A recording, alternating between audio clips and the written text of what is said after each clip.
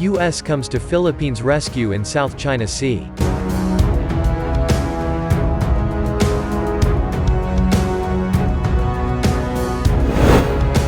The Philippines and United States have kicked off their annual Balikatan, shoulder-to-shoulder, military exercises, a joint show of force in the face of China's rising maritime assertiveness over Manila-claimed waters in the South China Sea.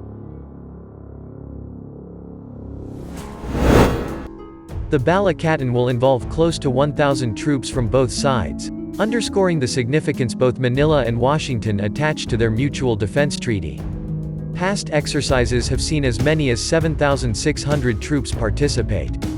The resumed drills coincide with unprecedented U.S. and Chinese naval deployments across Asian waters, including in the South China Sea, as the two-sides superpower rivalry enters a new and ever more dangerous phase.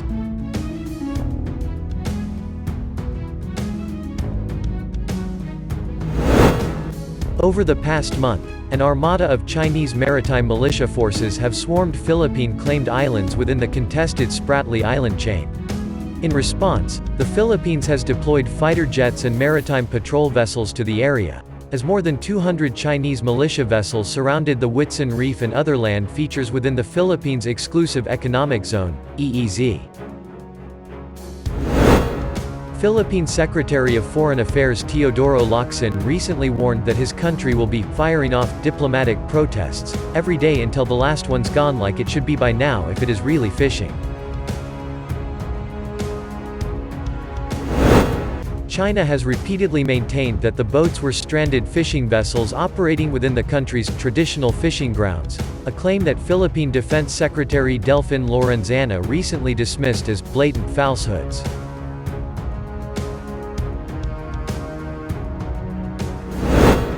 As of early this week, there were at least 9 Chinese vessels still lurking around the Philippines' Calayan Group of Islands, KIG, in the Spratlys. The Philippines on Tuesday said it had summoned Beijing's top envoy in Manila to press for the Chinese ships to immediately leave the Whitsun Reef, with officials describing the escalating row as a source of regional tension. Despite Philippine President Rodrigo Duterte's best efforts to maintain warm ties with Beijing, strategic patience is reportedly running thin among his generals and top cabinet members. In recent years, the Philippines has accused China of inflicting massive ecological damage of at least $100 million annually across its waters, as Beijing stepped up its reclamation and fisheries activities across the South China Sea. The Biden administration is sending a strong signal of reassurance to Manila.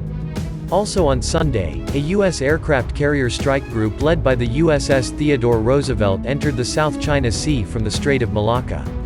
The USS Mustin guided missile destroyer is also sailing in the East China Sea, according to the Beijing-based South China Sea Strategic Situation Probing Initiative. At the same time, the USS John S. McCain guided missile destroyer conducted a routine transit through the Taiwan Strait.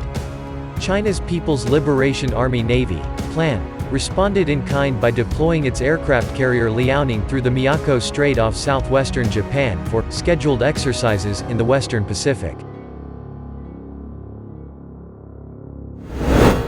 The sea movements are making political waves in Manila. Philippine Senator Riza Hontiveros recently criticized China as the region's bully and an opportunist power, executing a series of coordinated incursions into Philippine waters amid a raging pandemic. It only shows how China will do what she wants for her own selfish interest, even if it means threatening peace and stability in the region, Hontiveros said in a statement earlier this week.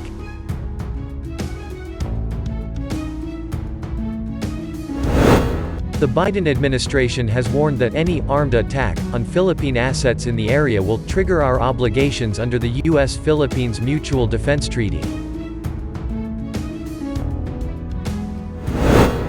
An armed attack against the Philippines' armed forces, public vessels or aircraft in the Pacific, including in the South China Sea, will trigger our obligations under the U.S.-Philippines Mutual Defense Treaty, said U.S. State Department spokesman Ned Price on Wednesday, underscoring Washington's stake in the ongoing maritime showdown. "We will always stand by our allies and stand up for the rules-based international order," he added.